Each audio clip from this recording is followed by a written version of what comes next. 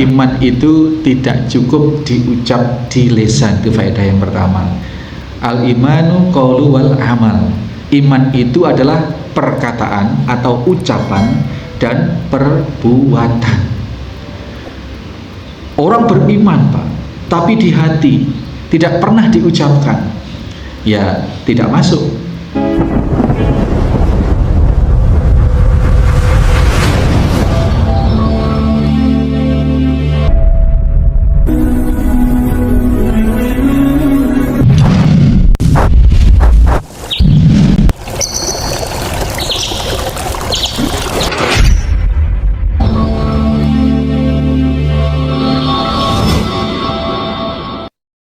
Bismillahirrahmanirrahim. Assalamualaikum warahmatullahi wabarakatuh. Innal hamdalillah nahmaduhu wa nasta'inuhu wa nastaghfiruh wa na'udzubillahi min sururi anfusina wa min sayyiati a'malina. May yahdihillahu fala mudhillalah wa may yudlil fala hadiyalah. Asyhadu an la ilaha illallah wahdahu la syarikalah.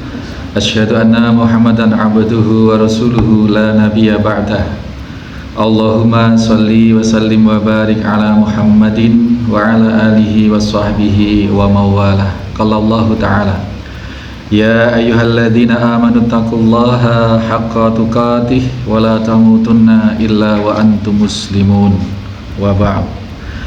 Hadirin hadirat jamaah kajian Riyadhus Shalihin Aula Yatim Center Al-Firas Situbondo, juga segenap pemirsa yang saat ini dimanapun menyimak kajian ini, rahimani wa rahimakumullah. Senantiasa kita memuji kepada Allah Subhanahu wa ta'ala ala kulli hal, atas segala kenikmatan yang telah Allah berikan yang tidak terhitung jumlahnya. Dan kenikmatan yang terbesar adalah kenikmatan iman dan Islam. Beberapa seruan Nabi dan seruan Allah Subhanahu wa ta'ala untuk melakukan kebaikan-kebaikan tertentu diawali dengan sebutan seruan ya ayyuhalladzina amanu, termasuk seruan-seruan sholat Jumat, seruan-seruan menegakkan puasa Ramadan, termasuk seruan-seruan untuk menghadiri majelis-majelis ilmu atau bertanya atau mencari pengetahuan. Itu diwajibkan orang yang tidak mengetahui fas'alu 'alal dzikri in kuntum la ya'lamun. Maka bertanyalah kalian kepada ahli ilmu apabila kalian tidak mengetahui. Dan ini diserukan kepada orang-orang yang beriman. Bertanya maknanya tidak hanya mengungkapkan pertanyaan, tetapi sikap bagaimana mencari pengetahuan ini adalah merupakan satu bentuk pertanyaan. Maka kesanggupan kita, kesaguhan kita untuk hadir di majelis ilmu, insya Allah kita sedang terverifikasi oleh Allah Subhanahu wa ta'ala sebagai bagian dari hamba-hamba yang diseru ya ayyuhalladzina amanu, sebagai hamba-hamba yang diakui oleh Allah sebagai orang-orang yang beriman insyaallah. Maka kita bersyukur sudah ada di majelis ini hari ini dan di majelis-majelis ilmu lainnya dimanapun berada. Salawat serta salam Bapak Ibu sekalian senantiasa kita haturkan pada junjungan kita Nabiullah Muhammad SAW yang kita harapkan sebagai penyempurna amal soleh kita, sebagai penyempurna kehambaan kita kelak di yaumil kiamat, di mana kita masing-masing kita ini yang hidup di zaman ini adalah sedemikian lemah dan sedemikian dhaifnya, sedemikian hinanya di hadapan Allah sesungguhnya. Tetapi kita tidak berputus asa, kita senantiasa mengupayakan kebaikan-kebaikan, dan nanti seberapapun kondisi amal kita, seberapapun kondisi kualitas kita di yaumil kiamat, masih ada harapan besar, yakni syafaat Nabi SAW atas izin Allah Subhanahu wa ta'ala. Karenanya di antara jaminan memperoleh sholawat adalah kita memperoleh syafaat adalah kita memperbanyak bersolawat atas Nabi Sallallahu Alaihi Wasallam. Kajian kita, rutin kita, Riyadhus Shalihin sudah masuk di bab 8, di mana pengantarnya babul istiqamah telah kita urai di pertemuan yang lalu, bahwasanya istiqamah itu adalah satu kata yang pendek, mudah diucap tetapi sulit untuk dikerjakan. Bahwa kita beramal soleh banyak, insya Allah mudah. Kita mau ngaji sekali duduk 3 juz, 4 juz, 5 juz, insya Allah mudah. Mau tadarus satu malam menghatamkan 30 juz, insya Allah mudah. Saya jadi ingat waktu di Mekah, doyo-doyo Pak, mumpung di Mekah, beli mushaf Al-Quran.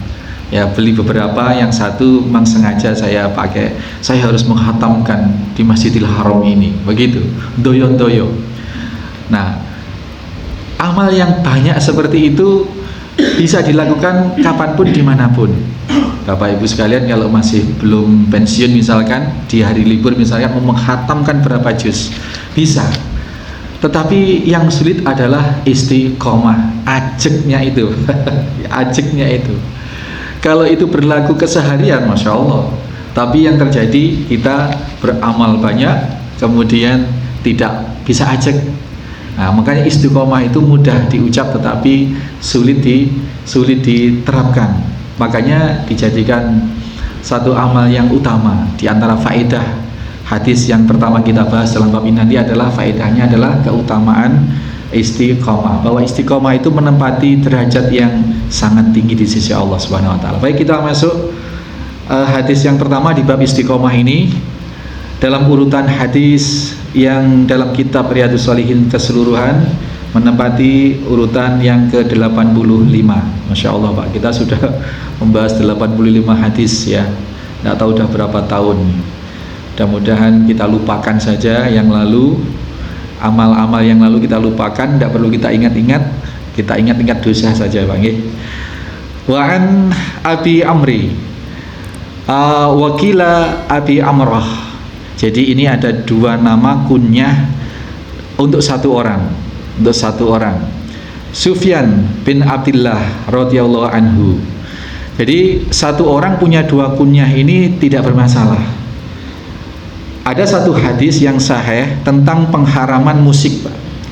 Tetapi pengharaman musik itu hadisnya, salah satu perawinya itu memiliki dua kunyah, sehingga Abu Hizm, salah satu muhaddis, itu mendoifkan gara-gara perawinya itu ada satu orang yang punya dua kunyah atau dua sebutan. Tapi sebenarnya tidak bermasalah, tidak masalah itu. Maka keharaman musik itu sebagian ulama mengharamkan secara mutlak, sebagian ulama mengikuti Abu Hizm yang menyatakan bahwa hadis pengharaman musik itu dhaif, dikarenakan ada perawi yang kunyahnya double, kunyahnya dua, tetapi sesungguhnya tidak bermasalah. Seperti saya, misalkan saya ini bisa memakai kunyah Abu Muhammad, Jagat Muhammad, itu namanya Jagat Muhammad, atau saya pakai nama Abu Jagat, bisa, atau pakai nama anak satunya Abu Cahaya misalkan, tidak masalah. Itu. Jadi dua kunyah ini sesungguhnya tidak bermasalah. Nah, kita dalam hadis 85 menemukan satu perawi ini yang memiliki dua kunyah, ya. Jadi dua kunyah. Jadi disebut Abi Amri dan wakila, ada yang menyatakan Abi, dan dikatakan pula atau disebut pula dia Abi Amrah. Nama aslinya adalah Sufyan bin Abdullah radhiyallahu anhu. Di dalam hadis ini beliau Sufyan bin Abdullah menyatakan, kultu, aku berkata, ya Rasulullah, wahai Rasulullah, kulli, katakanlah kepadaku, fil Islam, tentang Islam, qaulan, satu perkataan. Ya Rasulullah, kulli fil Islam qaulan, katakanlah kepadaku ya Rasulullah, nasihatkan kepadaku ya Rasulullah, ajarkan kepadaku ya Rasulullah satu perkataan tentang Islam, la as'alu anhu ahadan ghairaka, yang perkataan itu sudah cukup bagiku dan aku sudah tidak butuh lagi bertanya kepada orang selain engkau ya Rasulullah. Ini seorang sahabat bertanya tentang satu hal, yang satu hal itu tidak berhak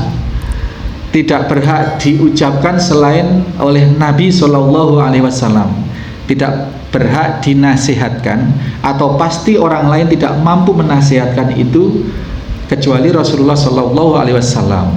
Atau dengan pengertian lain, Abu Amroh ini agar sudah merasa cukup dengan pernyataan Nabi ini, sehingga dia tidak lagi butuh bertanya kepada orang lain tentang hal itu.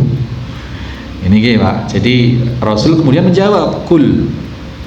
Qala, Rasul menjawab, kul, katakanlah wahai Abu Amroh, amantu billahi tsumastaqim, rawahul Muslim. Perkataan Nabi, jawabannya hanya amantu billahi tsumastaqim. Pendek atau panjang nih Pak?